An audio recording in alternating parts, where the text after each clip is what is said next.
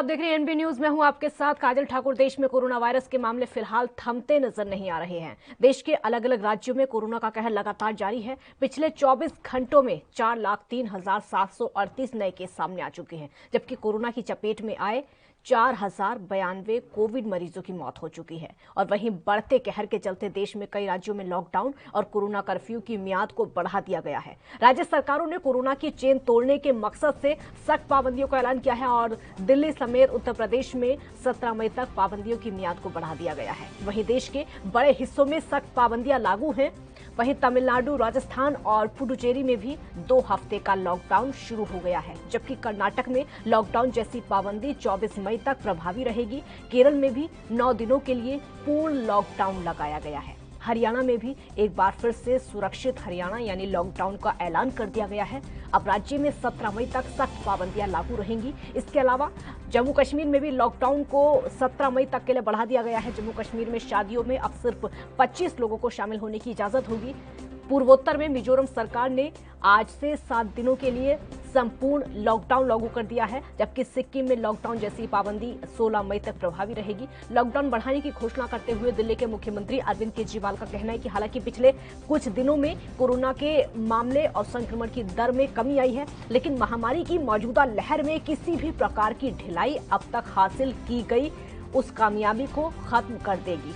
इस दौरान मेट्रो सेवाएं बंद रहेंगी और सार्वजनिक स्थानों पर विवाह समारोह के आयोजन पर भी रोक रहेगी। शादियां घर या फिर कोर्ट में हो सकती हैं, उसमें भी सिर्फ 20 लोग शामिल हो सकते हैं। बीजेपी नेताओं ने केजरीवाल सरकार पर ऑक्सीजन की जमाखोरी का आरोप लगाया है और लोगों की मौत के लिए सरकार को जिम्मेदार ठहराया है। इस मुद्दे पर नेताओं की प्रतिक्रियाएं क्या हैं, आपको भी सुनवाते हैं।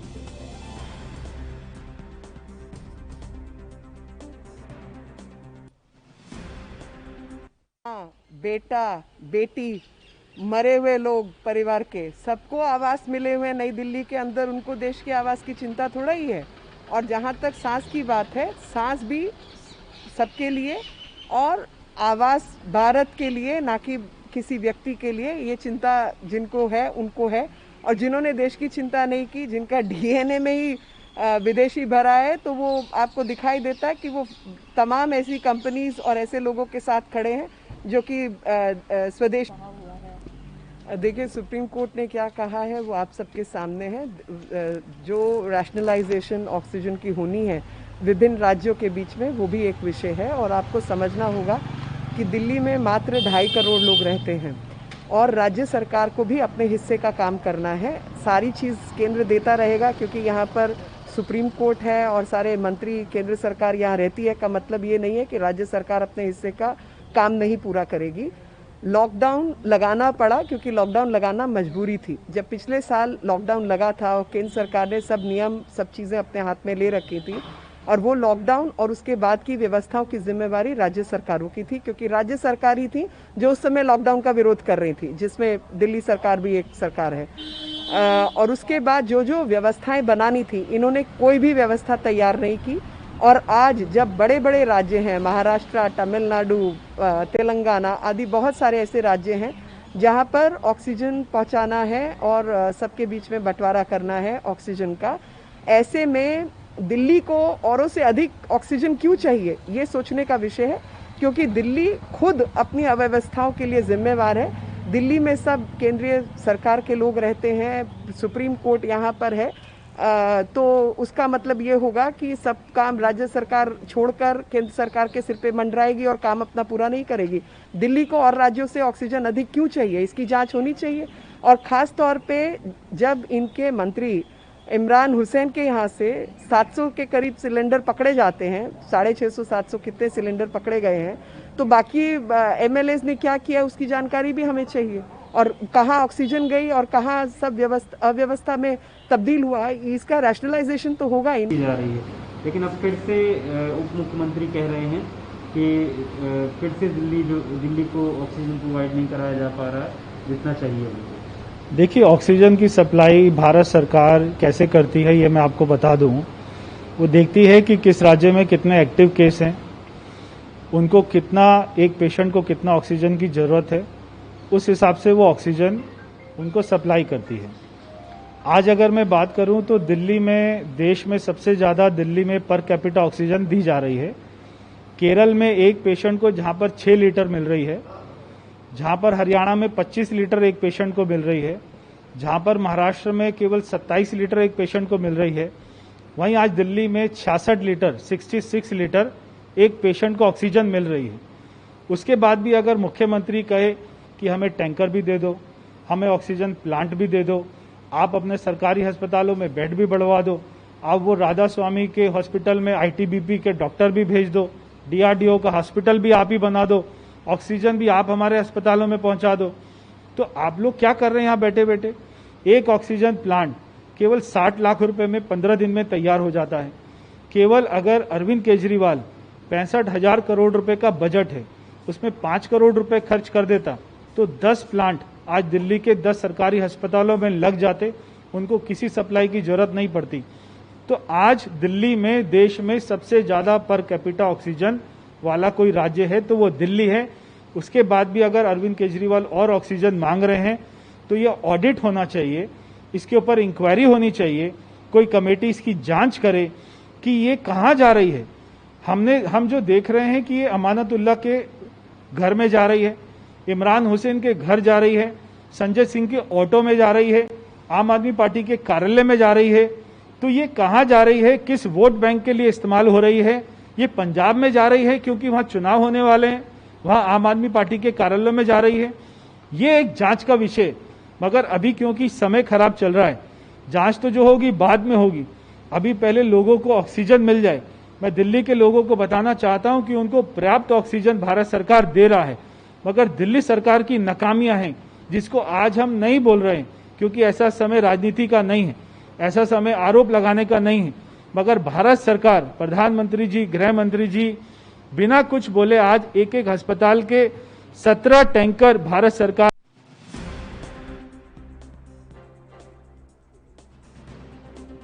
तो कहीं लॉकडाउन है तो कहीं कोरोना कर्फ्यू समय लगा हुआ है। दिल्ली, महाराष्ट्र, उत्तर प्रदेश समेत देश के 26 राज्यों में इस समय पाबंदियां सख्त हो चुकी हैं। 4 लाख को आंकड़ा पार कर चुका है हमारे देश में। रोजाना जो केसेस आ रहे हैं, हर रोज 4 लाख से ज्यादा केसेस सामने आ रहे हैं, जो कि चिंता का विषय है। स्वास्थ्य विभाग की चिंता भी बढ़ती है, सरकार की भी, आम पब्लिक की चिंता बढ़ना तो लाजमी सी बात है, क्योंकि देश में कोरोना संक्रमण के आंकड़े कम होने का नाम नहीं ले रहे हैं। अगर मुंबई की बात की जाए तो वहां पर ऑक्सीजन के लिहाज से जो तैयारी है वो बहुत ज्यादा अच्छी है। एक मॉडल पर काम महाराष्ट्र की सरकार कर रही है, जिसके चलते ऑक्सीजन का जो काम है वो लगातार चल रहा है। ऑक्सीजन की जो सप्लाई है अभी तक उसकी कमी नहीं हो पा रही है। शुरुआत में थी, उसके बाद केंद्र से मदद मांगी जाती है, लेकिन अब जो मौत के आंकड़े हैं वो कम होने का नाम नहीं ले रहे हैं, सब कुछ सुचारू रूप से चलने के बाद भी। एक ब्रेक के लिए यहां पर रुकेंगे, आप देखते रहिए एएनबी न्यूज।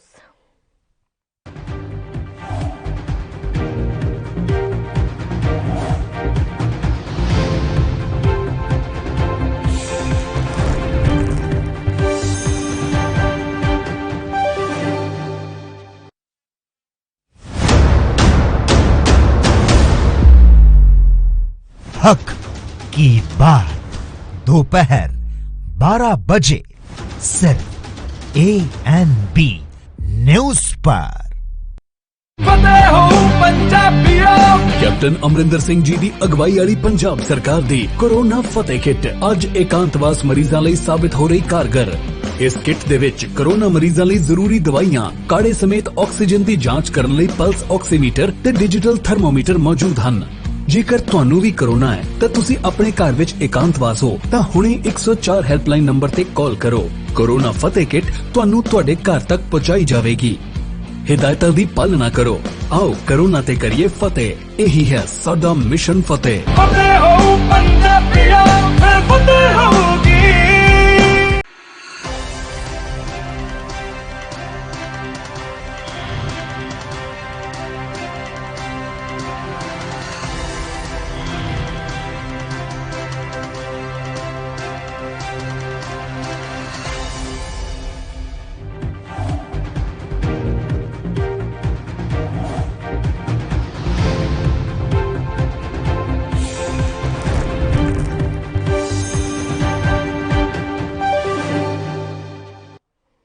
के बाद एक बार फिर स्वागत है आपका। तो कोरोना से हालात लगातार बिगड़ते चले जा रहे हैं। तमाम पाबंदियां ऐसी हैं जो कि लगा दी गई हैं। देश की राजधानी दिल्ली में, उत्तर प्रदेश में, महाराष्ट्र समेत देश के 26 राज्यों में सख्त पाबंदियां इस समय लागू हैं, जो कि लगातार पालन जिनका किया जा रहा, सरकार की तरफ से भी कहा जा रहा। सत्यप्रकाश सोनी संवाददाता हमारे साथ इस समय मुंबई से लाइव जुड़ चुके हैं। सत्यप्रकाश, क्या हालात है? सबसे पहले मुंबई का अपडेट बताइए कोरोना को लेकर।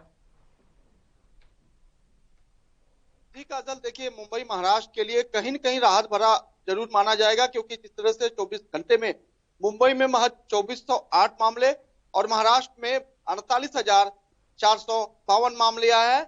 ऐसे में इस तरह से मुंबई में अगर टेस्टिंग की बात करें तो 32,000 टेस्टिंग हुई है, यानी कि 7% पॉजिटिव रेट आया है।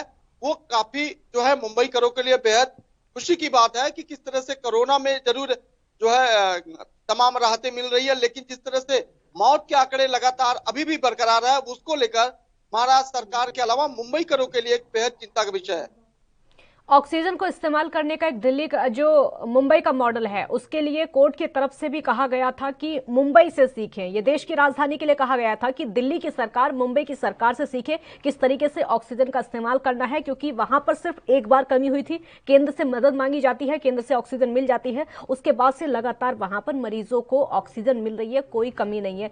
उसके बावजूद भी मौत के आंकड़े महाराष्ट्र में बहुत ज्यादा है। वजह क्या लग रही है? देखिए काजल, शुरुआती दौर में जिस तरह से लगातार ऑक्सीजन की कमी देखी जा रही थी, उसको लेकर महाराष्ट्र सरकार ने कई बार पत्र भी केंद्र सरकार को लिखा था, लेकिन जिस तरह से केंद्र सरकार की मदद के बाद अब मुंबई में जगह जगह खुद ऑक्सीजन प्लांट लगाए गए हैं। तमाम तरह की कृत्रिम व्यवस्था भी की गई है ऑक्सीजन को लेकर। अब ऐसे में ऑक्सीजन की कमी तो नहीं है, लिहाजा इसको देखते हुए सुप्रीम कोर्ट ने भी कह दिया है कि मुंबई मॉडल में, मुंबई महाराष्ट्र मॉडल को जो अपनाया जाए, जिस तरह से मुंबई में कोरोना संक्रमण पर लगाम लगाया गया है, मौत के आंकड़े जो है कहीं न कहीं जरूर देख रहे हैं। वहीं ऑक्सीजन को लेकर कहा गया कि किस तरह से ऑक्सीजन की जो किल्लत थी उसको लेकर महाराष्ट्र, मुंबई कहीं न कहीं अब सही रास्ते पर चल रहा है। ऐसे में अन्य राज्यों को भी जो है इसको जो है अपनाना चाहिए। लेकिन उसके बाद भी जिस तरह से लगातार मौत के आंकड़े हैं, डॉक्टरों का ऐसा कहना है कि मुंबई में जो मौतें हो रही है वो तमाम तरह की बीमारियां और तमाम तरह की जो है उनके उपचार को लेकर हो रही है, क्योंकि न सिर्फ ऑक्सीजन की कमी के चलते बाकी तमाम चीजें और भी है, जैसे रेमडेसिविर शिविर की बात की जाए, या फिर बेड उपलब्धता की बात किया जाए, या फिर समय पे बेड न मिलने की बात किया जाए, या फिर अन्य बातों की जिक्र किया जाए, तो तमाम चीजें और भी हैं जिसकी वजह से मौत। हालांकि ऑक्सीजन की अब कमी नहीं देखी जा रही है, लगातार सरकार लगी हुई कि किस तरह से ऑक्सीजन की आपूर्ति को पूरा किया जाए। हम लगातार देख रहे थे शुरुआत में महाराष्ट्र में किस तरीके से महाराष्ट्र के अस्पतालों में बेड की कमी हुई थी और कई अस्पतालों में, कई जो कोविड के हॉस्पिटल थे उसमें आग लग गई थी, कई मरीजों की मौत भी हुई थी। और हालात तो ये हो गए थे कि अस्पतालों के फर्श पर मरीज लेटे हुए थे, क्योंकि अस्पतालों में बेड्स नहीं थे मरीजों के लिए। सरकार की तरफ से दावे लगातार किए जा रहे थे कि बेड्स की उपलब्धता लगातार की जा रही है। अब क्या हालात है? क्या अस्पतालों में सीमित बेड हैं कि नहीं? मरीजों को परेशानियों का सामना क्या करना पड़ रहा है, या फिर अलग से इमरजेंसी हॉस्पिटल की व्यवस्था या फिर कोविड सेंटर की व्यवस्था महाराष्ट्र सरकार की तरफ से की गई है? जी काजल, देखिए शुरुआती दौर से भी जिस तरह से अगर बताएं तो जब ये आंकड़े काफी ज्यादा आ रहे तो उस वक्त जो है बेड की कमी देखी जा रही थी, ऑक्सीजन की लगातार कमी बताई जा रही थी, तमाम तरह की जो दवाइयां हैं कोरोना काल के दौरान उपयोग में लाने वाली वो भी कमी बताई। लेकिन लगातार धीरे धीरे महाराष्ट्र सरकार ने इस पर लगाम लगाया है। लेकिन अब आलम यह है कि हर प्राइवेट हॉस्पिटलों में 20% बेड खाली रखे गए, जबकि मुंबई में भी 40 से 50% जो बेड है वो खाली है।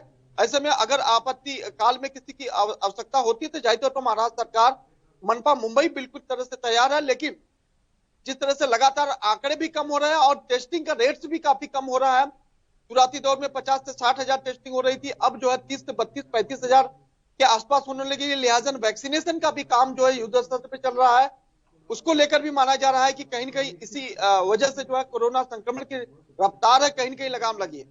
टेस्टिंग की कमी के पीछे क्या लग रहा है? राज्य सरकार जिम्मेदार है, केंद्र सरकार जिम्मेदार है? टेस्टिंग क्यों नहीं हो पा रही है? क्योंकि टेस्टिंग नहीं हो पा रही है, उसकी वजह से संक्रमितों की संख्या कम आ रही है, क्योंकि पता नहीं चल पा रहा है कितने लोग संक्रमित हैं, लेकिन मौत के आंकड़े लगातार बढ़ते चले जा रहे हैं। टेस्टिंग ना होना या फिर टेस्टिंग का कम होना, क्या कारण लग रहा है? देखिए काजल, टेस्टिंग कम की गई है, ना होना वाली बात नहीं है। कम इसलिए की गई है कि क्योंकि कोरोना काल के दौरान देखा जा रहा है दूसरे फेज में असिम्टोमेटिक और सिम्टोमेटिक जब असिम्टोमेटिक होता है तो टेस्टिंग करना बेहद जरूरी नहीं माना जाता, लेकिन जब सिम्टोमेटिक माना जाता है उसमें टेस्टिंग की जाती है। ऐसे में तो असिम्टोमेटिक को क्वारंटीन किया जाता है और सिम्टोमेटिक को जो है कोविड हॉस्पिटल में एडमिट किया, जहां उनका इलाज किया जाता है। ऐसे में असिम्टोमेटिक को जब लक्षण दिखने लगते हैं तब उनकी टेस्टिंग की जाती है। तो जाहिर तौर पर प्रक्रिया के तहत जो चीजें की जा रही वो कहीं के वक्त लगता है। ऐसे में लगातार जो टेस्टिंग का रेट्स है, यही वजह है कि थोड़ी कम मानी जा रही। ठीक है, बहुत शुक्रिया आपका इस पूरी जानकारी के लिए। तो महाराष्ट्र में जो टेस्टिंग की संख्या है वो इस समय कम हो गई है, लेकिन संक्रमितों की संख्या लगातार बढ़ती जा रही है। मौत के आंकड़े कम होने का नाम नहीं ले रहे। छोटे से ब्रेक के लिए यहाँ पर रुकेंगे, जल्द हाजिर होंगे।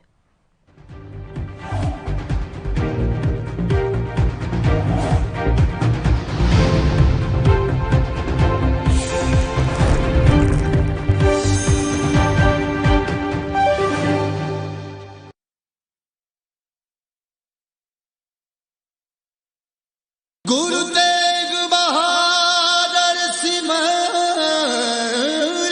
इस अस्थान ते सतगुरु श्री गुरु तेग बहादुर साहब जी महाराज ने 26 साल 9 महीने 13 दिन भारी तपस्या करनी की है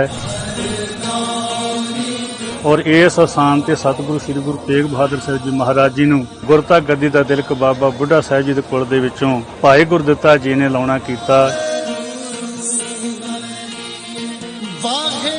इस अस्थान ते ही माता गंगा जी सत्कारयोग, जिन्हां ने इस अस्थान ते 5 भूतक सरीर नूं त्यागना कीता।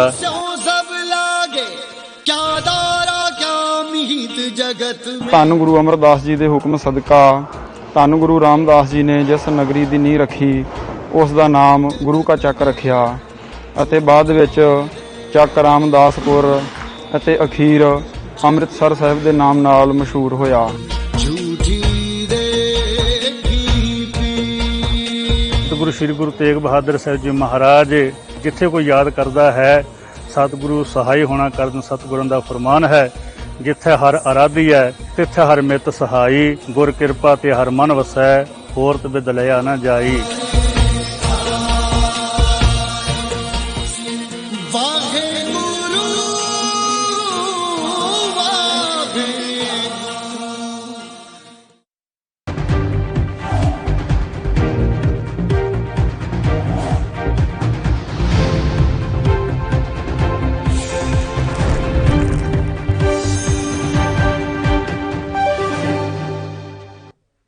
ब्रेक के बाद एक बार फिर स्वागत है आपका।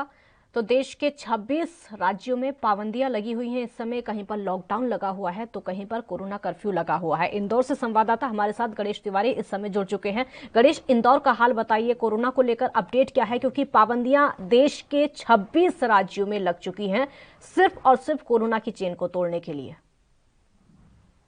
देखिए, सबसे पहले अगर मध्य प्रदेश की बात करें तो मध्य प्रदेश में जो कोरोना एक्टिव मरीजों का आंकड़ा है वो 1 लाख पार कर चुका है। साथ ही इंदौर की बात करें तो इंदौर में निश्चित तौर पर सबसे ज्यादा अगर कहीं मध्य प्रदेश में कोरोना के आंकड़े सामने आए हैं तो वो इंदौर है। इंदौर में भी हालांकि बेहद ही ज्यादा कोरोना के पॉजिटिव मामले सामने देखने को आए। मौतें भी काफी कुछ हुई यहाँ पर और कमियां भी बहुत कुछ पाई गई। अगर कोरोना आंकड़ों की बात करें इंदौर की, जो बीती रात 24 घंटों में जो आंकड़े आए मध्य प्रदेश में, वो मध्य प्रदेश में 11,051 मामले जो है कोरोना के सामने आए। तो वही इंदौर की बात करें तो 1669 मामले इंदौर में आए और 1556 मामले जो है भोपाल में सामने आए। साथ ही इसमें 86 लोगों की मौत भी है और आंकड़ा जो है पॉजिटिविटी आंकड़ा है, जो एक्टिव आंकड़े हैं जो मध्य प्रदेश में अलग अलग जिलों में और कई अस्पतालों में या फिर होम क्वारंटाइन में जो मरीज अभी भी एक्टिव हैं वो 1 लाख पार कर चुके हैं। तो लगातार जो है मध्य प्रदेश में कोरोना के आंकड़े बेहद ही ज्यादा नजर आ रहे हैं। हालांकि यहाँ पर एक चीज देखने को अभी जरूर आई है कि जो कोरोना कर्फ्यू है वो कहीं ना कहीं कारगर साबित हो रहा है मध्य प्रदेश में। और यही वजह है कि चाहे वो इंदौर हो या भोपाल हो, लगातार जो है जो आंकड़े हैं उनमें कहीं ना कहीं पॉजिटिविटी रेट में कमी आ रही है। साथ ही रिकवरी रेट में काफी कुछ बढ़ोतरी भी दिख रही है। पहली दफा है कि इंदौर में जिन हॉस्पिटल के बाहर लंबी लंबी लाइनें लगती थी, वेटिंग लगती थी और उन हॉस्पिटलों में बेड नहीं मिलते थे, वहां पर अब बेड आसानी से मिल रहे हैं, बेड खाली दिख रहे हैं। तो यह कहना उचित होगा कि कोरोना कर्फ्यू हालांकि अब कारगर साबित हो रहा है। मध्य प्रदेश में जो आंकड़े हैं, एक समय था जब 28 दशमलव की दर से मध्य प्रदेश में कोरोना के पॉजिटिव मामले सामने आ रहे थे। आज वो 16.9 की प्रतिशत की दर से अब सामने आ रहे हैं। वहीं 85% की दर से जो है रिकवरी रेट सामने आ रहा है। हालांकि स्वस्थ होकर घर जाने वाले मरीजों की लगातार संख्या बढ़ रही है। बीते 24 घंटों की ही बात करें तो करीब 5000 मरीज जो है अलग अलग अस्पतालों से अपने घरों को स्वस्थ होकर निकले हैं। साथ ही कुछ लोग ऐसे कई लोग भी हैं जो होम क्वारंटाइन है, अपने घरों में ही जिनका कोविड पॉजिटिव आ गया था, उसके बाद वो लोग होम क्वारंटाइन ही थे। तो ऐसे लोग भी काफी लोग ठीक हो रहे हैं जो अपने घरों में ही अपना इलाज करवा रहे हैं। तो मध्य प्रदेश में हालांकि कोरोना की वजह से अब आंकड़ों में कहीं ना कहीं कमी आ रही है। कोरोना कर्फ्यू की अगर बात करें तो मध्य प्रदेश में अभी 17 मई तक कोरोना कर्फ्यू लगाया गया है, जिस पर बेहद ही सख्ती से पाबंदियां लगाई गई हैं और सख्ती से इन पाबंदियों को पूरी तरह से पालन कराया जा रहा है। साथ ही मध्य प्रदेश सरकार की बात करें, राज्य सरकार की बात करें तो उन्होंने जिला कलेक्टरों के ऊपर जो है इस कर्फ्यू को आगे बढ़ाने की भी अनुमति दी गई है। और यही वजह है कि मध्य प्रदेश की शहडोल की बात करें तो इकलौता पूरे प्रदेश में ऐसा जिला है जहां पर 31 मई तक लॉकडाउन कोरोना कर्फ्यू लगाया गया है।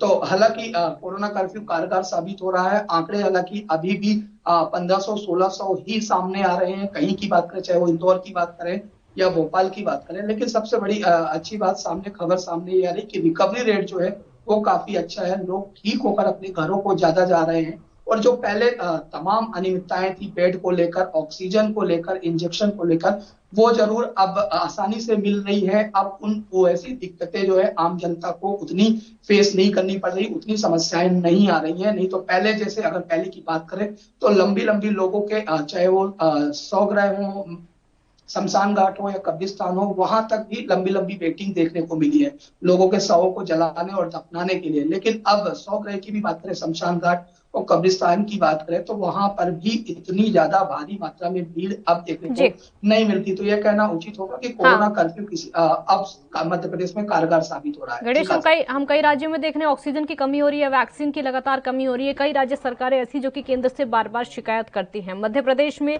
ऐसी कोई कमी, ऐसी कोई दिक्कत इस समय देखने को मिल रही है या फिर मरीजों को परेशानियों का सामना करना पड़ रहा हो?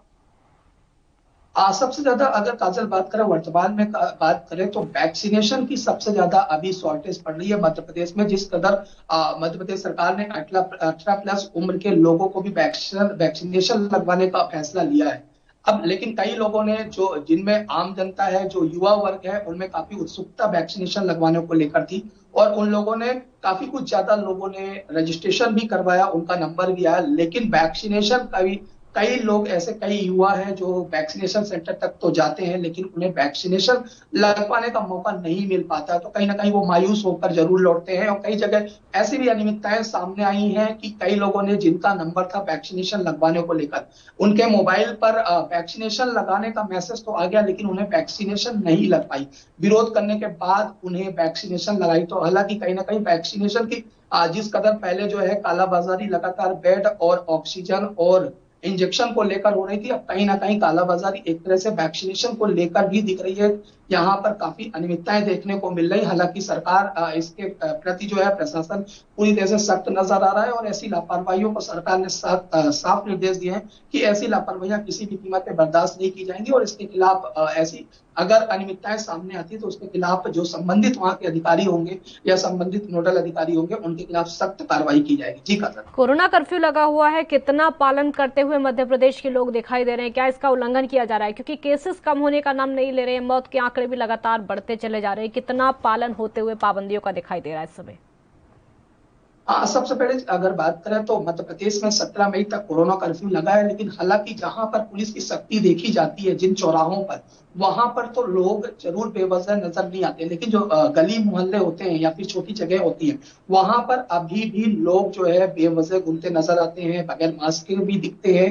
तो हालांकि उल्लंघन लगातार जारी है और यही वजह है कि कोरोना के आंकड़ों में उतनी कमी नहीं आ पाई है जिस कदर जो है काफी एक महीने से कोरोना कर्फ्यू मध्य प्रदेश में लगा हुआ है। लेकिन जो सरकार ने सोचा था, राज्य सरकार ने सोचा था कि एक महीने में कोरोना कर्फ्यू पर इस तरह आंकड़ों में, पॉजिटिव आंकड़ों में कहीं ना कहीं काबू पा लिया जा सकेगा। लेकिन आम जनता की लगातार उल्लंघन की वजह से। जी, बहुत शुक्रिया आपका इस पूरी जानकारी के लिए। तो मध्य प्रदेश में भी हालात कमोवेश एक जैसे हैं, सभी राज्यों की स्थिति एक जैसी सामने आ रही है। संक्रमितों की संख्या लगातार बढ़ती चली जा रही है, मौत के आंकड़े भी कम होने का नाम नहीं ले रहे हैं। कोरोना की इस चेन को तोड़ने के लिए सरकार की तरफ से अलग अलग पाबंदियां लगाई जा रही, चाहे वो लॉकडाउन की पाबंदी हो या फिर कोरोना कर्फ्यू की पाबंदी हो। सरकार पूरी कोशिशें कर रही है कि इस चेन को तोड़ा जा सके, इस चेन को खत्म किया जा सके, लेकिन लापरवाही कहीं ना कहीं फिर भी लोगों के सामने आ रही है। तमाम पाबंदियों के बावजूद भी लोग घर से बाहर निकल रहे हैं, बेफजूल का घर से बाहर घूमते रहते हैं, जिसकी वजह से लापरवाही का जो खामियाजा है अन्य लोगों को भुगतना पड़ रहा है। बिना मास्क के घर से बाहर निकलते हैं। हम आपसे लगातार बोल रहे हैं, बिना मास्क के घर से बाहर मत निकलिए। बहुत ज्यादा जरूरी काम हो तभी आप घर से बाहर निकलें, वरना अपने घर के अंदर रहें, क्योंकि इस समय जो देश में महामारी का माहौल है, जो देश में महामारी है, बहुत ज्यादा खतरनाक है। लोगों का बचना बहुत ही मुश्किल हो रहा है। इस महामारी से जंग लड़ना भी बहुत मुश्किल हो रहा है, क्योंकि इसका इलाज मिल नहीं पा रहा है पूरी तरीके से। ऐसा इलाज, ऐसी कोई दवाई नहीं है जिसको खाने के बाद कोरोना हमेशा के लिए खत्म हो सके या फिर कोरोना का अटैक आप पर कभी ना हो। अभी तक ऐसी कोई दवाई सामने नहीं आई है। लाइलाज बीमारी इसको कहा जाएगा, महामारी इसको कहा जाएगा, जिससे इस समय पूरा देश त्रस्त है। दुनिया भर के तमाम देश त्रस्त हैं और हमारे देश में तो हालात ये हो चुके हैं कि हर दिन आंकड़ा 4 लाख को पार कर रहा है। ये डराने वाले आंकड़े हैं, क्योंकि इतने ज्यादा लोगों का संक्रमित होना बहुत बड़ा चिंता का विषय है। पहले केंद्र सरकार की तरफ से लॉकडाउन लगाया गया था, लेकिन इस बार राज्य सरकारों को फैसला दे दिया गया। राज्य सरकारों को सारे अधिकार दे दिए गए कि आप अपने हिसाब से लॉकडाउन लगाइए, अपने हिसाब से पाबंदियां लगाइए।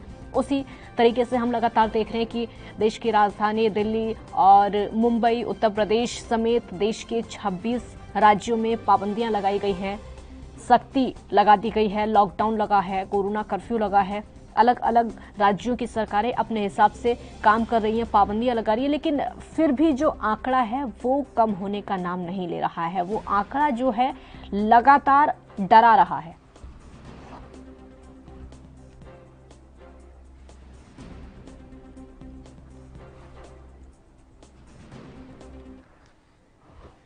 और राजकुमार जायसवाल हमारे साथ अमेठी से संवाददाता इस समय जुड़ चुके हैं ज्यादा जानकारी के लिए। राजकुमार, क्या हालात है उत्तर प्रदेश में? क्योंकि उत्तर प्रदेश की सरकार लाख दावे कर ले कि वहां पर ना तो ऑक्सीजन की कमी है, ना बेड्स की कमी है, ना वैक्सीन की कमी है, उसके बावजूद चाहे वो मौत के आंकड़े हों या फिर संक्रमितों के आंकड़े हों, वो कम होने का नाम नहीं ले रहे हैं। सरकार के दावे धरे के धरे।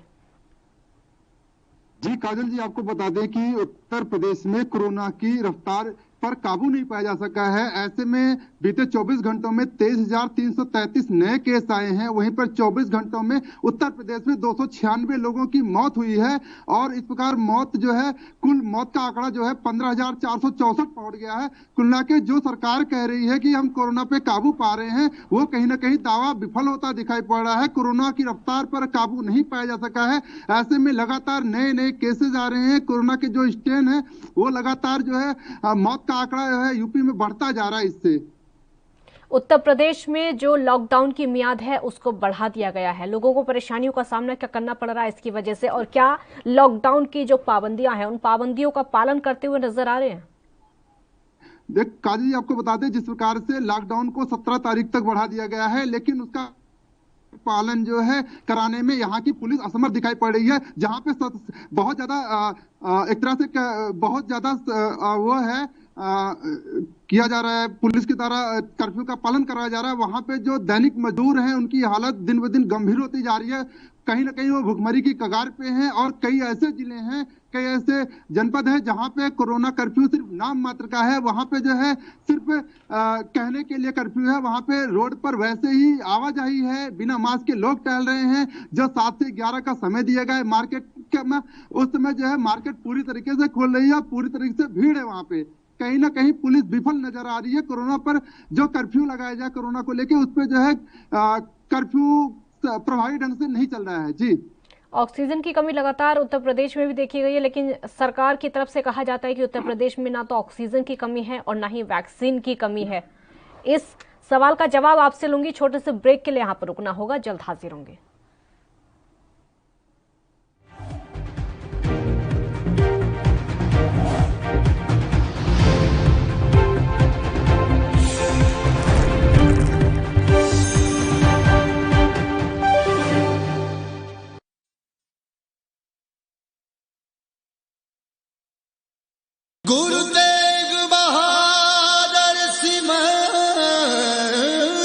ਸਾਹਿਬ ਸ੍ਰੀ ਗੁਰੂ ਤੇਗ ਬਹਾਦਰ ਮਹਾਰਾਜ ਜੀ ਦਾ ਇਹ ਵਰਸਾਇਆ ਹੋਇਆ ਨਗਰ ਸ੍ਰੀ ਅਨੰਦਪੁਰ ਸਾਹਿਬ 19 ਜੂਨ 1665 ਈਸਵੀ ਨੂੰ ਬਿਲਾਸਪੁਰ ਦੇ ਰਾਜਾ ਦੀਪ ਚੰਦ ਦੀ ਵਿਧਵਾ ਰਾਣੀ ਮਹਾਰਾਣੀ ਚੰਪਾ ਦੇ ਕੋਲੋਂ ਮੁੱਲ ਖਰੀਦ ਕਰਕੇ ਇਸ ਨਵੇਂ ਨਗਰ ਦੀ ਦਾਤਾਰ ਸਤਿਗੁਰੂ ਜੀ ਨੇ ਨੀਂਹ ਰੱਖੀ।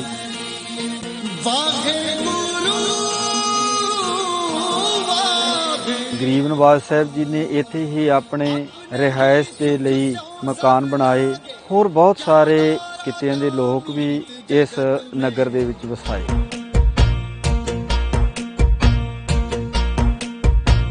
ਇਸ ਸਥਾਨ ਤੇ ਸ੍ਰੀ ਗੁਰੂ ਤੇਗ ਬਹਾਦਰ ਜੀ ਦੇ ਸ਼ਹੀਦ ਦਾ ਸੰਸਕਾਰ ਹੋਇਆ ਸੀ। ਇਸ ਸਥਾਨ ਤੇ ਬਹੁਤ ਹੀ ਸੁੰਦਰ ਗੁਰਦੁਆਰਾ ਸੁਭਾਈਮਾਨ ਹੈ। ਗੁਰਦੁਆਰਾ ਦਾ ਸ਼ੀਸ਼ਗੰਜ ਸਾਹਿਬ ਜੀ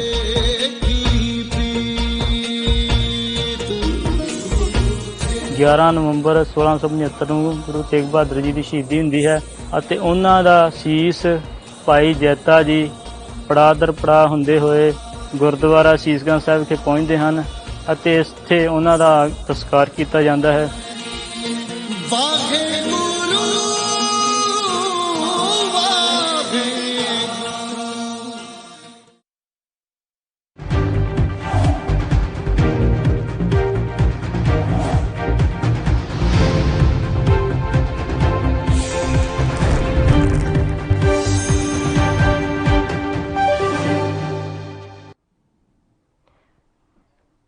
ब्रेक के बाद एक बार फिर स्वागत है आपका। ये ऐसा समय है जब कोरोना काल में सभी सरकारों को एक साथ होकर एकजुट होकर कोरोना से लड़ाई लड़नी चाहिए, चाहे वो राज्य की सरकार हो या फिर केंद्र की सरकार हो। लेकिन ऐसा होता हुआ दिखाई नहीं दे रहा है।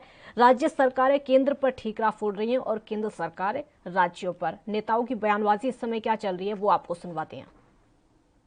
ऑक्सीजन सिलेंडर और ऑक्सीजन उसकी आवश्यकता तो होती है, लेकिन ऑक्सीजन कंसंट्रेटर कई बार जरूरत पड़ने पर बहुत महत्वपूर्ण हो जाते हैं। इसलिए मोइल की तरफ से 350 ऑक्सीजन कंसंट्रेटर भी मध्य प्रदेश को उपलब्ध कराए जाएंगे।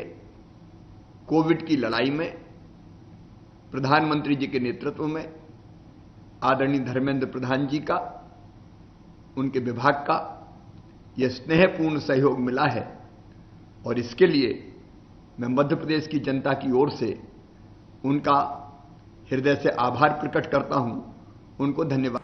सबसे पहले तो ये बात है कि जरूर प्रधानमंत्री जी को इस बार में लगातार बात करनी चाहिए, पर वहां पे प्रधानमंत्री जी को कुछ कहने के बजाय मुख्यमंत्रियों को सुनना चाहिए कि आपको क्या दिक्कत है, क्योंकि ये मन की बात की तरह अपनी बोलते रहे और सामने की ना सुने तो कुछ होगा नहीं। तो अभी वक्त ऐसा है कि हमारे फेडरल स्ट्रक्चर में सेंट्रल को सबसे ज़्यादा स्टेट को सुनना होगा, क्योंकि जूता कहाँ चुभता है उन्हीं को पता चलता है जो पहनता है। तो जो फील्ड में है, मुख्यमंत्री है, चीफ मिनिस्टर्स है, उनको ज़्यादा प्रधानमंत्री सुने और उनकी बात को माने। दिक्कत क्या होती है कि एक्सपर्ट्स की नहीं मानते हैं, ऑपोजिशन की तो सुनते ही नहीं है। मुख्यमंत्री भी जो उनकी बात करे उनको प्रधानमंत्री जी सुने, माने और सही दिशा में काम करे।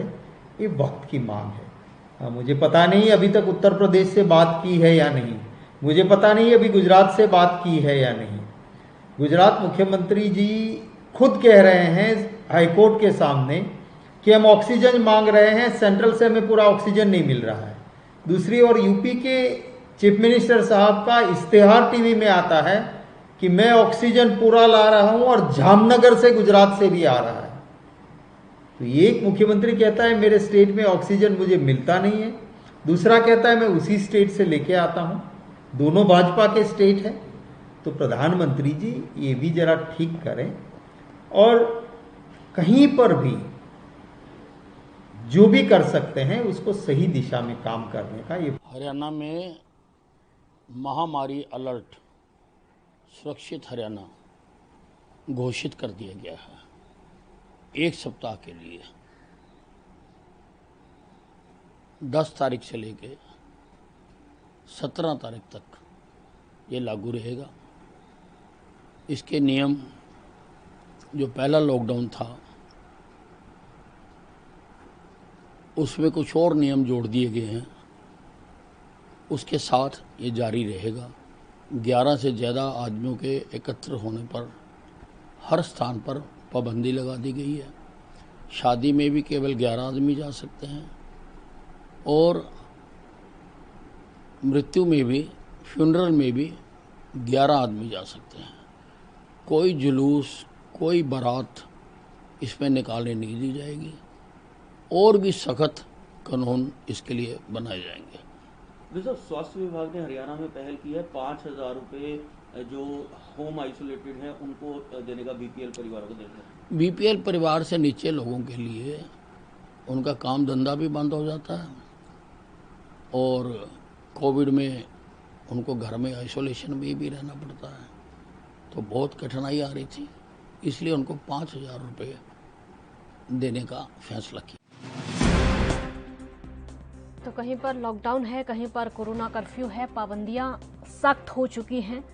देश के 26 राज्यों में ये पाबंदियां पूरी सख्ती के साथ लागू की गई हैं ताकि कोरोना की इस चेन को तोड़ा जा सके। डॉक्टर्स अपनी तरफ से पूरी कोशिशें कर रहे हैं, केंद्र सरकार अपनी तरफ से पूरी कोशिशें कर रही है, राज्य सरकारें अपनी तरफ से पूरी कोशिशें कर रही हैं ताकि इस चेन को तोड़ा जा सके, कोरोना को खत्म किया जा सके। और वैज्ञानिक अपने हिसाब से किस तरीके की वैक्सीन बनानी चाहिए, कौन सी वैक्सीन कौन से वायरस पर प्रभावी हो सकती है, ये कोशिशें लगातार जारी हैं, कम होने का नाम नहीं ले रही है। लेकिन जो वायरस है उसके अलग अलग जो म्यूटेंट हैं वो खतरनाक साबित हो रहे हैं क्योंकि अलग अलग प्रभाव उनका इस समय, अलग अलग इफेक्ट उनका देखने को मिल रहा है।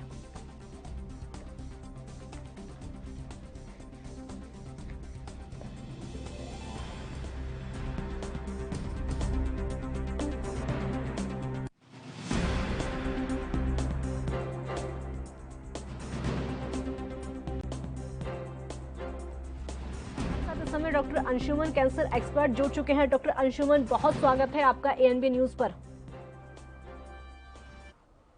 डॉक्टर अंशुमन, आवाज सुन पा रहे मेरी? जी बिल्कुल आ रही है डॉक्टर अंशुमन, बिल्कुल। मेरा सवाल आपसे ये होगा कि आईसीएमआर ने एक एडवाइजरी जारी की है, कोविड मरीजों में एक ब्लैक फंगस है जो कि घातक साबित हो सकता है। क्या वो फंगस है, कैसे इसका असर हो सकता है और ये किस तरीके से लोगों को नुकसान पहुंचा सकता है? बिल्कुल ठीक है, आईसीएमआर ने आज एडवाइजरी जारी की। हम लोग 2.5-3 महीने पहले से ऐसे केसेस देख रहे हैं क्योंकि मैं कैंसर एक्सपर्ट हूं। मेरे पास आमतौर पे केसेस इसलिए रेफर कर दिए जाते हैं कि इसका प्रेजेंटेशन कुछ ऐसा लगता है कि जो बाकी डॉक्टर, दूसरे डॉक्टर समझते हैं हो सकता है ये कैंसर हो और मेरे पास भेज देते हैं। आमतौर पे कोविड से रिकवरी के बाद खास करके उन मरीजों में जो आईसीयू में रहते हैं या जिनमें स्टेरॉइड ज्यादा चला होता है, उनमें इम्यूनिटी लो होने के कारण म्यूकरमाइकोसिस बीमारी का नाम है, जिसको इंग्लिश में ब्लैक फंगस कह सकते हैं और हिंदी में अगर कहें उसको तो काला फफूंद, जो आम तौर पे आप देखते हैं नमी की जगह पे फफूंद जमा हो जाता है, उसी तरह के फफूंद की एक बीमारी होती है म्यूकरमाइकोसिस। आमतौर पे इसके स्पोर्स बहुत पतले पतले कण होते हैं, पार्टिकल्स होते हैं, नाक के रास्ते जाके नाक के अंदर जमा हो जाते हैं या गले में या फेफड़े में जमा होते हैं। तो किसी भी मरीज को 2 चीजें करनी है, एक तो स्टेरॉइड बिना वजह न ले, बिना डॉक्टर की सलाह के न लें, और कोविड से रिकवरी के 4-6 हफ्ते बाद अगर नाक से ब्लैक या रेड कलर का डिस्चार्ज हो, पानी आता हो नाक से, या बुखार आता हो, या दांत में दर्द हो या दांत गिरने लगे, या खांसी परसिस्टेंट हो मतलब बरकरार रहे जी, या बलगम आए, तो जरूर आप डॉक्टर को दिखाएं। हो सकता है आपको म्यूकरमाइकोसिस हो रहा है। मेरे पास जो केसेज आए हैं आमतौर पे जबड़े की सड़न को लेके आए थे कि दांत उनका गिरने लगा था, जबड़े में सड़न थी, लोगों को लगा कैंसर हो गया। उसकी बायोप्सी की गई, बायोप्सी में देखा इसमें फंगस है, म्यूकरमाइकोसिस है, फिर उसका ऑपरेशन किया गया, दवा चली, मरीज ठीक हो गए। लेकिन ये प्रिवेंटेबल है, रोक सकते हैं। स्टेरॉइड का अत्यधिक इस्तेमाल अगर ना हो तो, और रिकवरी के बाद लोग मास्क लगा के ही पार्क वाले में या नमी वाली जगह में अगर घूमने जाते हैं तो मास्क लगा के जाएं तो बेहतर रहेगा। पॉलेंसिस के म्यूकरमाइकोसिस के नाक के रास्ते ही अंदर जाते हैं।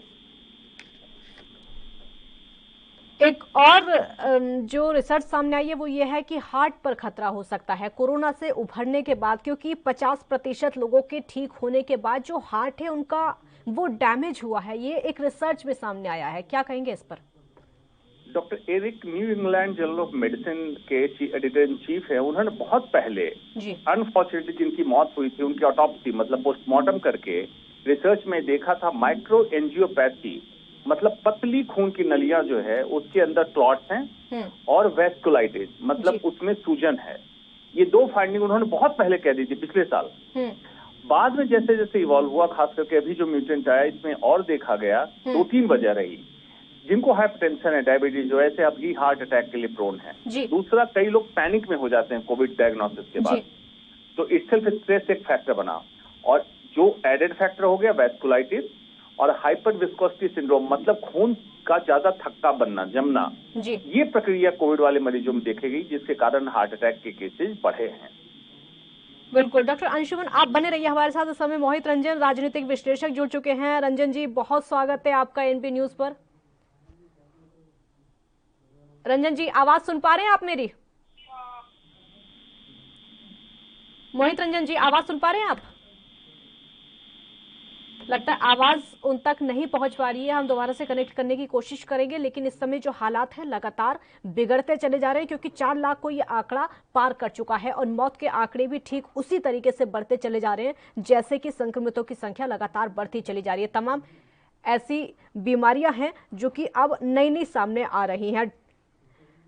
रंजन जी, आवाज सुन पा रहे हैं मेरी? जी, बताइए। बिल्कुल।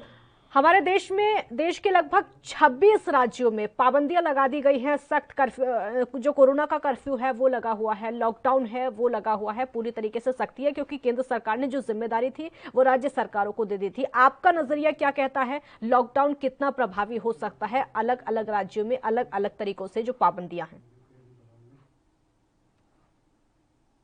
सारी जो भी चीजें जो उन्होंने रूल रेगुलेशन निकाले सरकार ने, जो भी उनके में ये बने हैं कि भैया आपको इस एरिया में इतना कितने बजे से कितने बजे तक घूमना है, आप यहाँ पर नहीं निकल सकते हो बिना किसी कारण, अगर इसको फॉलो किया जाए तो लगता ये है कि थोड़ा सा कंट्रोल किया जा सकता है। तत्काल तो ऐसा लग रहा है कि इस पर कंट्रोल करना थोड़ा मुश्किल है, लेकिन जनता को भी ये समझना पड़ेगा कि सरकार की जो भी ये है, सरकार ने जो भी राइट्स बनाए हैं, जो भी रूल्स बनाए हैं अभी कोरोना को लेकर, इसको फॉलो करना पड़ेगा। अगर फॉलो नहीं करती है जनता, नहीं कर पाएगी, तो हालात जो है बद से बदतर हो सकता है। इसके अलावा और जनता के पास और उसके बाद जनता को ही परेशानियों का सामना करना पड़ेगा। सरकार तो परेशानियों का सामना कर ही रही है, जनता के लिए ये सब कुछ करने की कोशिश कर रही है, लेकिन जो जनता है, जिनके आसपास के लोग मर रहे हैं, ये भयावह जो दृष्टि है, जो भयावह ये समय है, स्थिति है, ये और खराब बद से बदतर हो सकता है। ये समझना पड़ेगा जनता को। बिल्कुल, आऊंगे आपके पास। डॉक्टर अंशुमन, अगला सवाल मेरा आपसे होगा, वो कौन से लक्षण हैं, क्योंकि अब जो नए नए म्यूटेंट आ रहे हैं वो ज्यादा खतरनाक हो सकते हैं। अब कौन से ऐसे लक्षण हो सकते हैं जिसके तुरंत बाद डॉक्टर से संपर्क करना चाहिए, क्योंकि ज्यादातर लोग हैं छोटे मोटे लक्षण में तो वो घरों में ही हैं और खुद का इलाज घर में ही कर रहे हैं? जी, क्लासिकल लक्षण सभी को मालूम है, जो सांस संबंधित लक्षण है उसको दोबारा चर्चा करने की जरूरत नहीं है। जब डबल म्यूटेंट आया या यूके वेरिएंट आया, ब्राजीलियन या अफ्रीकन वेरिएंट आया, उसके बाद टिपिकल सिम्टम्स जिसको कहते हैं, नॉन क्लासिकल लक्षण आए, जिसमें कि वॉमिटिंग, पेट में दर्द, डायरिया, ये कॉमन हुआ। आमतौर पर पिछले साल आपने देखा होगा कि लॉस ऑफ स्मेल, सूंघने की क्षमता की कमी होना पहले होता था, इस बार देर से हो रहा है, 5वें 7वें दिन हो रहा है। आमतौर पे स्वाद का चला जाना या डिस्टर्ब टेस्ट होना, ये भी पहले होता था पिछले साल, इस बार लेट से हो रहा है, खासकर रिकवरी के टाइम। इस बार रिकवरी के बाद या रिकवरी के समय बहुत ज्यादा थकान का महसूस होना, जिसको मेलेज कहते हैं, फटीग कहते हैं, बदन में दर्द होना, ये बहुत कॉमन हो रहा है। 2 स्ट्रेन और कंसर्न के हैं, एक आंध्र प्रदेश स्ट्रेन है एपी स्ट्रेन के नाम से, दूसरा बंगाल वेरिएंट कह रहे हैं, जिसमें ट्रिपल म्यूटेशन देखा गया है। इन्फेक्टिविटी रेट इसमें जरूर ज्यादा है। एपी वेरिएंट में कहा जा रहा है कि मारक क्षमता ज्यादा निकल सकती है, लेकिन अभी इस पे कमेंट करना मुश्किल है। इसकी जेनोमिक सीक्वेंस हो रही है और शोध जारी है। डॉक्टर अंशुमन, आपको रोकूंगी यहाँ पे। इस समय सीएम योगी आदित्यनाथ लाइव तस्वीरें उनकी दर्शकों को दिखा रहे हैं।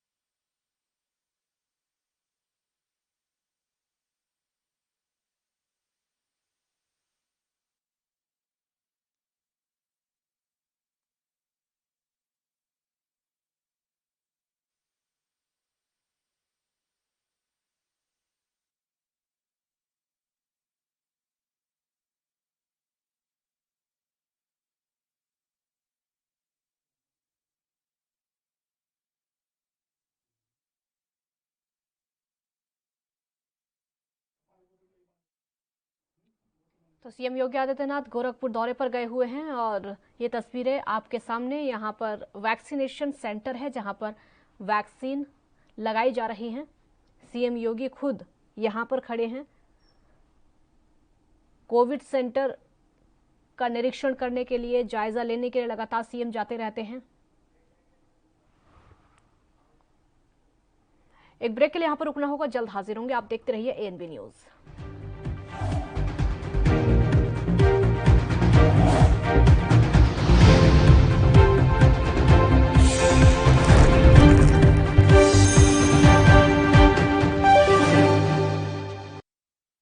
कोविड वैक्सीन बिल्कुल सुरक्षित है ਅਤੇ ਤੁਹਾਡੀ ਜਾਨ ਬਚਾ ਸਕਦੀ ਹੈ। टीका लगाओ, परिवार बचाओ। पंजाब सरकार ਵੱਲੋਂ जनहित ਵਿੱਚ जारी।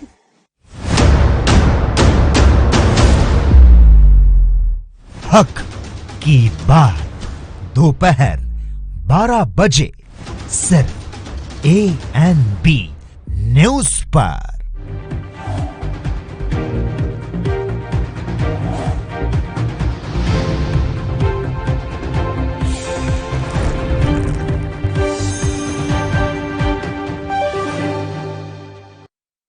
ब्रेक के बाद एक बार फिर स्वागत है आपका। तो देश में जैसे हालात इस समय हो चुके हैं, वैक्सीन की भी बहुत ज़्यादा कमी है और लगातार जो संक्रमितों की संख्या बढ़ती जा रही है, मौत के आंकड़े पूरी तरीके से डराने वाले हैं। रंजन जी, अगला सवाल मेरा आपसे होगा, क्योंकि राज्यों में इस समय जैसे स्थिति है, राज्य सरकारें दावे तो कर रही हैं कि हमारे पास बेड्स हैं, चाहे वो उत्तर प्रदेश की सरकार हो, कुछ सरकारें ऐसी हैं जो कि केंद्र सरकार पर ठीकरा फोड़ रही हैं, लेकिन राज्यों की जो स्थिति है उससे सब लगभग वाकिफ हैं।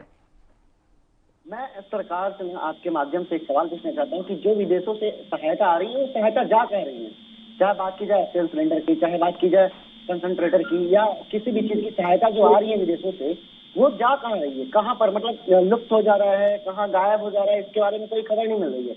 बात वहीं की वहीं रह जा रही है कि ऑक्सीजन सिलेंडर नहीं है। हर राज्य में केंद्र सरकार को दोषारोपण किया जा रहा है, केंद्र सरकार राज्यों को दोषारोपण कर रही है।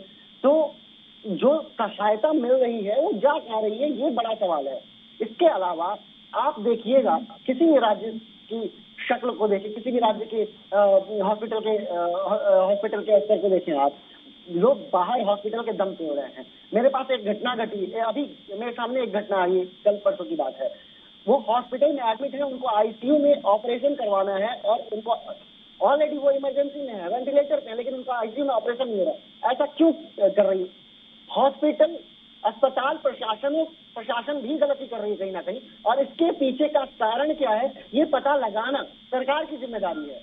हाई कोर्ट ने, सुप्रीम कोर्ट ने अभी आदेश दे दिया कि 7 मैट्रिक टन ऑक्सीजन सिलेंडर दी जाए दिल्ली सरकार को।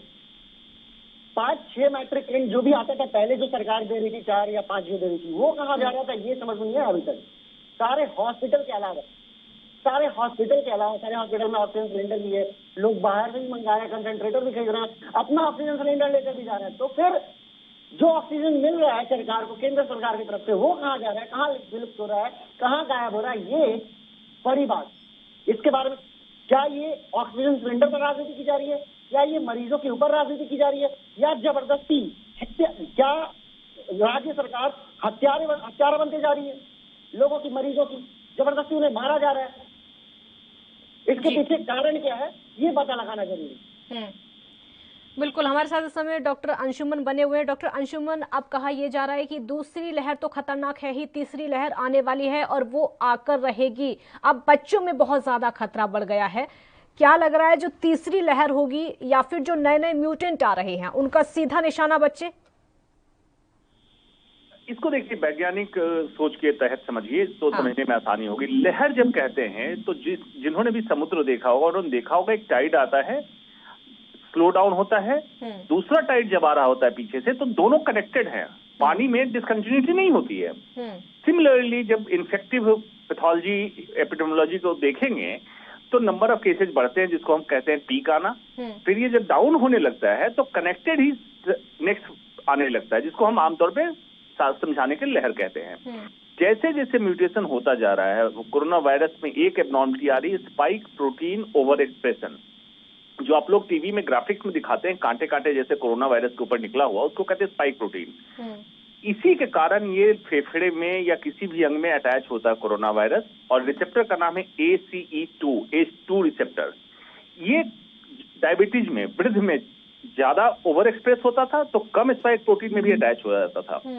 सेकेंड वेव जब आया तो यंगस्टर्स में हुआ, कम स्पाइक एस रिसेप्टर पे भी ज्यादा स्पाइक प्रोटीन अटैचमेंट मिलने लगा। अब जब स्पाइक प्रोटीन और ओवर एक्सप्रेस होगा नेक्स्ट म्यूटेशन में, तो ये बच्चों में भी करेगा। बच्चों में एस रिसेप्टर कम होते हैं, लेकिन स्पाइक प्रोटीन अगर ज्यादा हो जाएगा तो बच्चों में भी ये इन्फेक्ट करेगा। फॉर्चुनेटली बच्चों में इम्यून मॉड्यूलेशन की क्षमता अच्छी होती है, तो हम उम्मीद ये करेंगे बच्चों में क्षति ना हो। लेकिन एट द सेम टाइम मैं आगाह करना चाहूंगा सरकारों को कि बच्चों के अस्पताल की व्यवस्था, बच्चों का वेंटिलेटर, बच्चों के ऑक्सीजन देने की क्षमता हिंदुस्तान में बहुत खराब है। तैयारी करके रखें, ये आगाह कर रहा हूं। भगवान करे जरूरत ना पड़े, बेहतर होगा। और एट द सेम टाइम बच्चों में वैक्सीनेशन के ट्रायल को फास्ट करें। नेजल स्प्रे वैक्सीन भी अंडर ट्रायल है, जितनी जल्दी हो सके बच्चों को वैक्सीनेट करें, ये बेहतर स्टेप होगा। बच्चों में खतरे का कारण क्या, एक उसको भी माना जा सकता है कि अभी तक जो वैक्सीनेशन है बच्चों में शुरू नहीं हुआ है, टीका वो बच्चों के लिए ट्रायल अभी तक नहीं हो पाया, क्या इसको एक कारण माना जा सकता है? बिल्कुल, ऑब्वियसली, इसीलिए मैं सजेशन दे रहा हूँ कि 2 तरह से वैक्सीन का ट्रायल बच्चों में चालू कराइए। और दूसरा, मॉडर्ना और फाइजर ने बच्चों में ट्रायल कर लिया है, उनके वैक्सीन अप्रूव कर दे इंडिया के लिए, ये इंजेक्टेबल है। और दूसरा, नेजल स्प्रे वैक्सीन इंडिया में ट्रायल चल रहा है, जिसमें नाक के रास्ते एक स्प्रे के फॉर्म में वैक्सीन दिया जाएगा, तो बच्चों को देना और भी आसान हो जाएगा। बच्चे इंजेक्शन से डरते हैं, इसको हम जल्दी ला सकते हैं। तो अभी जो भी करना है, रेड टेपिज्म जो लाल फीताशाही सरकारों की होती है, उसको बाईपास करके जितनी जल्दी हो सके हमें जान बचानी है। संक्रमण अब नहीं हम रोक सकते हैं, संक्रमित सबको होना है, जान की क्षति न हो, हमारी कोशिश ये होनी चाहिए। बिल्कुल।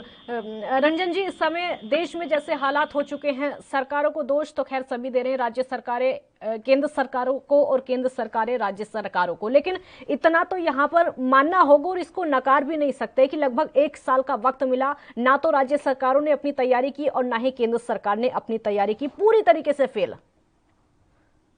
जब 1 साल का वक्त मिला था, मैं पिछले बार भी बोला था, 7 ऑक्सीजन प्लांट लगाने के लिए केंद्र सरकार ने दिल्ली सरकार को दिया था आदेश। अभी तक क्यों नहीं लगा? सिर्फ 1 ऑक्सीजन प्लांट क्यों लगा? और अभी भी ऑक्सीजन प्लांट नहीं लगाए जा रहे हैं किसी राज्य में।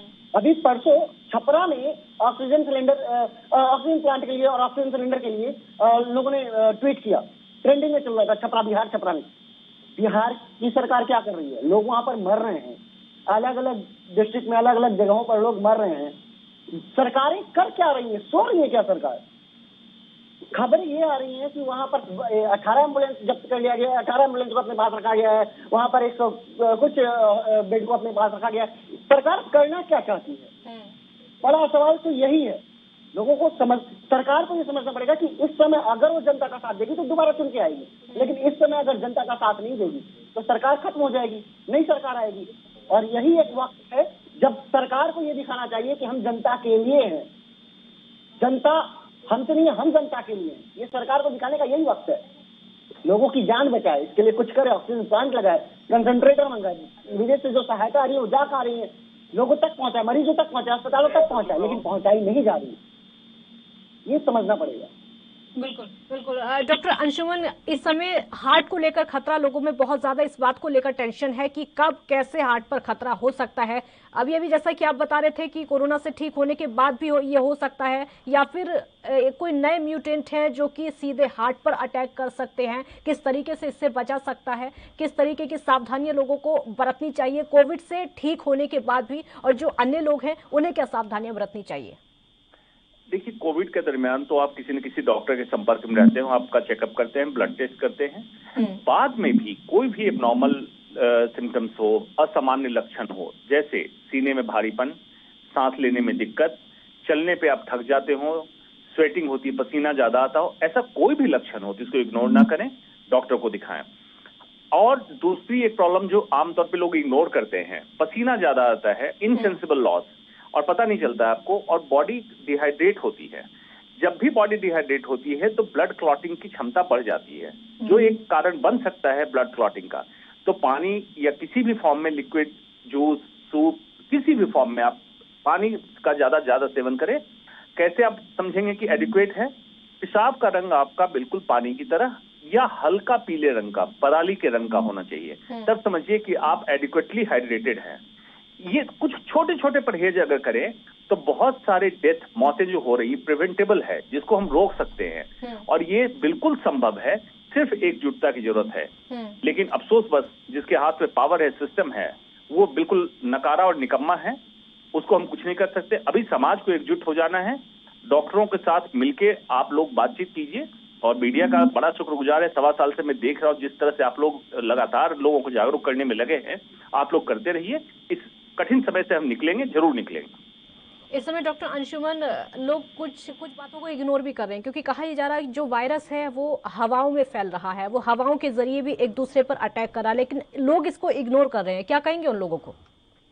देखिए, भारत में अवैज्ञानिक परिकल्पनाएं बड़ी पनपती हैं। दूसरा, एयरबॉर्न की संभावना हम लोगों को पिछले साल लगने लगी थी, जब लॉकडाउन लग गया था 25 मार्च को। उसके बाद उस समय 500 केसेस थे, उसके बाद केसेस बढ़ रहे थे। मतलब ट्रेवल हिस्ट्री नहीं है, किसी के कॉन्टैक्ट की हिस्ट्री नहीं, फिर भी लोगों को संक्रमण हो रहा, तो कहां से आ रहे थे वायरस? तो हम लोगों को शक था। अब लैंसेट ने भी पब्लिश कर दिया, WHO ने भी कर दिया कि एयरबॉर्न वायरस है। तो सबको मैं यही कहना चाहूँ, एयरबॉर्न का मतलब ये हुआ कि हवा में लगभग 3 से 4 घंटे तक वायरस फ्लोट करता रहेगा जहां पे इसके संक्रमित मरीज हैं। तो अगर आपके सोसाइटी में, आपके आसपास संक्रमित व्यक्ति हैं, ऐसी जगह पे अगर निकलें तो मास्क जरूर लगाएं। जिसके लिए कहा जा रहा है घर पे मास्क लगाना, लेकिन प्रैक्टिकली मैं बता रहा हूँ घर पे मास्क लगाना संभव नहीं है। डॉक्टर को वही सलाह देनी चाहिए जो डुएबल हो, जो किया जा सकता है। तो भीड़ भाड़ वाली जगह में, ऐसे सोसाइटी में जहाँ रह रहे हैं, जहाँ कुछ फ्लैट में संक्रमित लोग रह रहे हैं, उधर अगर जाए तो आप मास्क लगा के जाए, आए तो मास्क को डिस्कार्ड करें, हाथ अच्छे से धो के तब अपने घर में बाकी के काम में लगे। बिल्कुल, बहुत शुक्रिया डॉक्टर अंशुमन आपका, और रंजन जी आपका भी बहुत शुक्रिया, क्योंकि समय की मेरे पास कमी है। आप दोनों का बहुत शुक्रिया इतनी सारी जानकारी दर्शकों को देने के लिए, क्योंकि समय ऐसा है, बहुत ज्यादा कीमती समय डॉक्टरों के लिए है। लोगों को जागरूक करना बेहद जरूरी है। अगर आप जागरूक होंगे तभी आप कोरोना संक्रमण से बच सकते हैं, अपने आप को सुरक्षित रख सकते हैं, दूसरों को सुरक्षित रख सकते हैं। हम भी आपसे लगातार यही कह रहे हैं, घर से बाहर बिल्कुल मत निकलिए, जब बहुत ज्यादा जरूरी हो तभी घर से बाहर निकलिए, क्योंकि ये जो लहर है और आने वाली जो लहर है और ज्यादा खतरनाक हो सकती है, जो कि आपकी जान पर भारी पड़ सकती है। इसीलिए सुरक्षित रहिए, सावधान रहिए। देखते रहिए ANB न्यूज। नमस्कार।